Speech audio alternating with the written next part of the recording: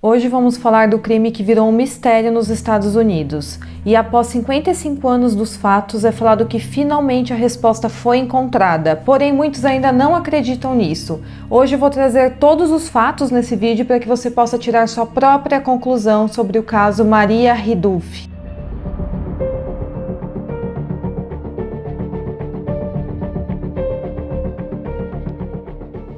Olá pessoal, eu sou a Giovanni e esse é o canal Caixas de Pandora. Para quem é novo aqui, já chega e se inscreve no meu canal, também deixa um curtir aqui no meu vídeo para ajudar na divulgação do canal. Para quem quer uma versão mais resumida dos casos, me segue lá no TikTok que eu posto todo dia. Me segue também no meu Instagram, fiquem comigo até o final do vídeo e bora pro caso de hoje. Maria Rudolph nasceu em 12 de março de 1950 na cidade de Sycamore, em Illinois. Ela era filha de Michael e Frances Eve. Ela também era a caçula de 4 filhos e tinha 2 irmãos e um irmão. Embora muitos moradores vivessem ou trabalhassem em fazendas na área, o pai de Maria trabalhava em uma das poucas fábricas de Sycamore. Sua mãe era uma dona de casa e na época em que Maria foi sequestrada, ela tinha apenas 7 anos de idade. Ela estava na 2ª série e era uma aluna de destaque na escola. Ela também recebeu prêmios pelo seu desempenho na escola dominical na Igreja Evangélica Luterana. Maria era uma criança bastante tensa e nervosa e ela também era muito escandalosa e quem havia a sequestrado provavelmente teria que matar para manter a menina em silêncio. Agora entrando no dia do crime, na noite de 3 de dezembro de 1957, Maria pediu permissão aos seus pais para sair para brincar na neve na rua. Então, depois de jantar, Maria e Kate Sigman, que era a melhor amiga de Maria, saíram para brincar em frente à casa dela. O sol já havia se posto, então já estava escurecendo, já era no finalzinho de tarde. E elas ficaram brincando ali perto da casa da Maria durante um tempo. Enquanto elas estavam ali brincando, um homem veio falar com elas, que Kate mais tarde descreveu à polícia como um rapaz alto de pouco mais de 20 anos de idade, e ele tinha cabelos claros. Ela falou que o homem tinha um espaço entre os dentes e vestia um suéter colorido na ocasião. O homem disse que seu nome era Johnny e que tinha 24 anos de idade e que não era casado. Ele perguntou também para as meninas se elas gostavam de bonecas e se elas gostavam de subir nas costas dos adultos. Ele então teria pegado a Maria e colocado em suas costas. Depois que ela desceu das costas dele, ela foi para sua casa para pegar uma boneca para mostrar para o homem. E depois que Maria voltou, Kate correu para sua casa para pegar suas luvas, deixando Maria sozinha com o homem. E então, quando Kate voltou, a Maria e o homem tinham sumido. Kate então foi para a casa da família da Maria para dizer que ela havia sumido. Inicialmente eles pensaram que ela estava escondida e então mandaram o irmão mais velho, de 11 anos, de Maria para procurar por ela. Depois que ele não conseguiu encontrar a Maria, os Rudolphs chamaram a polícia e dentro de 1 hora, policiais e civis armados começaram uma busca pela cidade. Porém, não conseguiram localizar a Maria ou o tal homem que se dizia chamar Johnny, que era o homem com quem ela tinha sido vista pela última vez. Logo o caso foi parar na mídia e as buscas por Maria envolveram mais de 1000 policiais e chamaram a atenção do presidente dos Estados Unidos e do chefe do FBI, chamado Edgar Hoover. E eles queriam receber informações diariamente sobre o caso. O FBI, presumindo que Maria poderia ter sido sequestrada e levada para outro estado, chegou a Sycamore em 2 dias para ajudar a polícia local e estadual nas buscas. O FBI e a polícia entrevistaram várias testemunhas que viram as 2 meninas brincando sem qualquer outra pessoa presente entre as 6 e 6h30 da noite daquele dia. Durante as buscas, as autoridades também falaram com os familiares das meninas e as autoridades chegaram à conclusão que esse tal Johnny teria abordado as meninas depois das 6h30 da noite e que Maria provavelmente teria sido sequestrada entre as 6h45 e 7 horas da noite. A Kate, a amiga de Maria, tinha sido a única testemunha que realmente tinha visto o homem que havia sequestrado Maria e por isso ela foi colocada em custódia protetora, porque a polícia e o FBI temiam que o sequestrador voltasse e a machucasse por ela poder reconhecer o homem. As autoridades então fizeram que ela olhasse fotos de criminosos, condenados ou de suspeitos que se assemelhavam ao homem que se identificava como Johnny. No final de dezembro de 1957, Kate foi levada ao gabinete do xerife para ver uma lista de possíveis suspeitos e, através de foto, tentar identificar o sequestrador de Maria. Então, pelas fotos, ela conseguiu identificar um homem chamado Thomas Joseph Hibberd. Ele era um homem de 35 anos de idade, com aproximadamente 1,70 de altura e 68 quilos, com cabelo loiro escuro ondulado. Porém, esse homem tinha um álibi muito forte, ele estava preso no momento que ocorreu o sequestro, então não tinha como ser ele o autor do crime. Como eu falei, o desaparecimento da Maria recebeu cobertura nacional de notícias e tanto o presidente dos Estados Unidos quanto o diretor do FBI se interessou muito pelo caso, e a polícia continuou a investigar vários suspeitos pela região, inclusive criminosos sexuais conhecidos. E os pais de Maria apareceram na televisão e em outros meios de comunicação pedindo ajuda do público para encontrar sua filha, até que em 26 de abril de 1958, 4 meses após o desaparecimento de Maria, a aproximadamente 160 quilômetros de Sycamore, 2 turistas que procuravam cogumelos em uma área arborizada, perto de uma rodovia, descobriram os restos mortais de uma criança pequena, vestindo apenas uma camiseta e meias. O corpo estava embaixo de uma árvore caída e o estado de decomposição do corpo indicava que já estava lá há vários meses. O corpo então foi identificado como sendo de Maria Ridulph, com base em registros odontológicos. Os restos das roupas da menina, incluindo seu casaco, calça, sapato e roupas de baixo que ela estava usando quando foi sequestrada, não foram encontrados. Nenhuma fotografia foi tirada da cena do crime porque o legista chamado James Furlong não queria que fotos do corpo da criança vazassem para os jornais. Como o crime ocorreu dentro de Illinois e não cruzou as fronteiras estaduais, o FBI se retirou do caso e deixou apenas a polícia estadual e a polícia local investigando sobre o caso. A autópsia não conseguiu determinar a causa da morte devido ao estado de decomposição do corpo da menina. A casa da família Teaser ficava na esquina da casa da família de Maria, a menos de 2 quarteirões de distância. Na época do desaparecimento da Maria, John Teaser tinha 18 anos e morava com seus pais e irmãos. Na época, ele estava fazendo planos para ingressar na Força Aérea dos Estados Unidos. Antes do corpo da Maria ser encontrado, John já estava na lista de possíveis suspeitos. A suspeita de John foi gerada por uma dica que um residente local deu para a polícia. Já outras fontes dizem que os próprios pais de John falaram com a polícia, já imaginando que as investigações chegariam até o filho, por ele ter o mesmo nome e também as mesmas características do criminoso. Então os pais do John foram falar com a polícia porque sabia que as investigações poderiam chegar até seu filho, então eles já se antecederam nisso. Os investigadores então foram até a casa dos Teaser e a mãe de John disse aos investigadores que ele estava em casa na noite de 3 de dezembro, a noite do desaparecimento de Maria. Porém, mais tarde foi dada outra versão dos fatos. John e seus pais disseram posteriormente aos investigadores do FBI que na noite do desaparecimento de Maria, na verdade, ele estava na cidade de Rockford para se alistar nas forças aéreas. Ele disse também que esteve em Chicago entre os dias 2 e 3 de dezembro, lembrando que essa é a data do desaparecimento de Maria. Ele estaria lá realizando exames físicos necessários para seu alistamento e na manhã de 3 de dezembro ele disse que foi até a estação de recrutamento de Chicago. E essa informação foi confirmada pelos registros do local de recrutamento. E depois ele falou que passou o dia visitando Chicago antes de retornar a Rockford de trem naquela noite. E ao chegar em Rockford, ele falou que ligou para os seus pais para pedir uma carona para voltar para Sycamore, para sua casa. E os registros telefônicos foram encontrados mais tarde, mostrando que uma chamada a cobrar foi feita realmente de Rockford para a casa dos Teaser às 6h57 da noite do dia 3 de dezembro. Depois de fazer a ligação, John se encontrou com oficiais da estação de recrutamento para deixar a papelada relacionada ao seu alistamento. E os oficiais de fato confirmaram que falaram com John por volta das 7h15 daquela noite. Ele foi levado à delegacia para fazer um teste de detector de mentiras e ele passou pelo teste. Então, com seu álibi confirmado e com o resultado do teste do detector de mentiras, John foi retirado da lista de suspeitos. E como o caso da Maria estava muito grande, provavelmente todo mundo ali na cidade sabia que John era um dos suspeitos. Então, posteriormente, após ser confirmado o álibi dele, ele se tornou militar e decidiu mudar seu nome para Jake Daniel McCullough.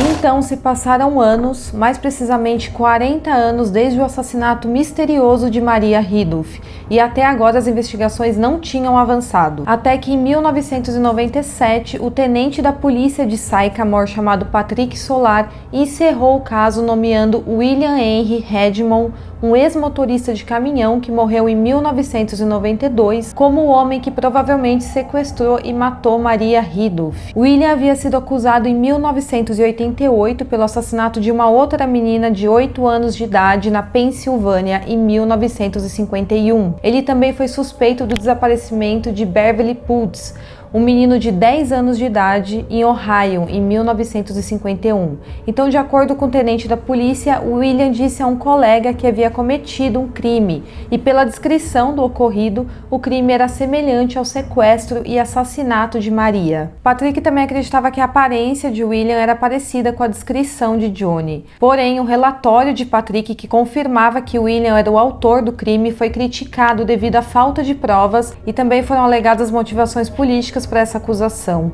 Então, com tudo isso exposto, o próprio tenente reconheceu que as provas contra William eram apenas circunstanciais e que se ele estivesse vivo teria sido muito difícil condenar pelo assassinato de Maria, a menos que ele confessasse o crime. E por essa razão, Patrick chamou o caso de Maria Ridulph de encerrado, mas não resolvido, deixando aberta a possibilidade de que um suspeito pudesse ser encontrado mais tarde. Ele então colocou William como um possível assassino, mas não tinha como confirmar, e o relatório dele foi muito criticado, então o caso continua ali em aberto, sem solução.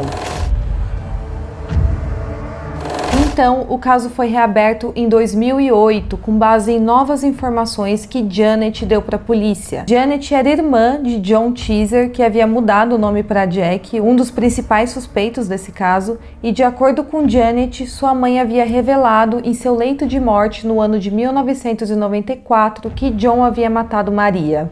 Ela teria dito, abre aspas, aquelas duas garotinhas e aquela que desapareceu, foi John que fez isso. Você tem que contar a alguém, fecha aspas.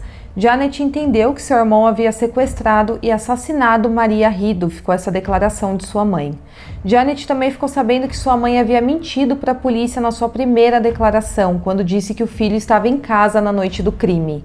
Então, Janet ficou de 1994 até 2008 coletando informações sobre o próprio irmão, até que em 2008 enviou um e-mail para a Polícia Estadual de Illinois informando sobre a longa investigação que ela mesma havia feito sobre os antecedentes e o álibi de John. As irmãs de Janet, chamadas Catherine e Jeanne, contaram aos investigadores suas suspeitas, e Jeanne disse que John a molestou quando ela era criança e que tinha feito isso também com outras meninas. Outra mulher que havia tido contato com John quando ela era criança também surgiu no caso. Ela alegou que John também certa vez falou para ela subir nas suas costas e não queria mais soltar ela.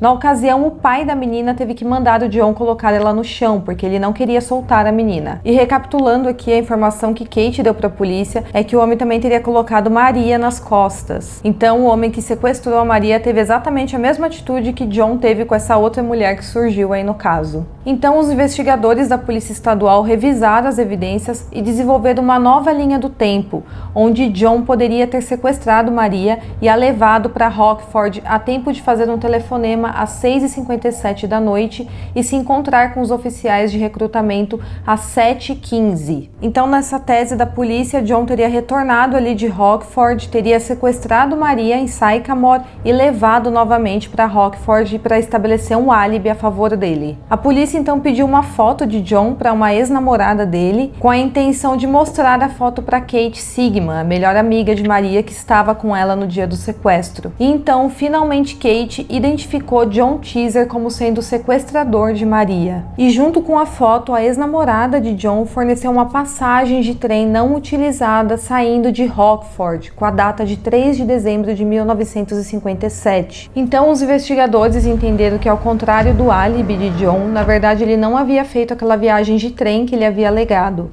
Na verdade, ele teria dirigido até lá, o que significa que ele poderia ter voltado para Sycamore na tarde de 3 de dezembro, sequestrado Maria Maria e dirigido para Rockford. Ele então teria comprado aquela passagem de trem também para estabelecer um álibi.